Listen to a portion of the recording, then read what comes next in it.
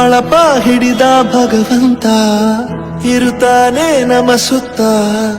ಅವತಾರ ನಾನಾ ರೂಪವೋ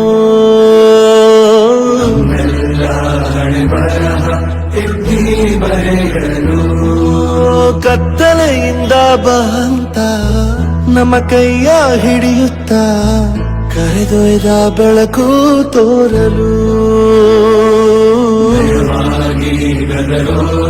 ನಮ್ಮ ಬೆಳೆಸಲು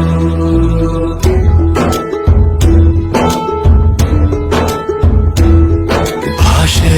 ಅಮೃತ ಕುಡಿಸೋ ತಾಯಾಗಿ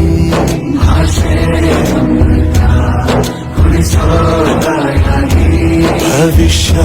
ಬರೆವಂತ ತಂದೆ ನೋವಾಗಿ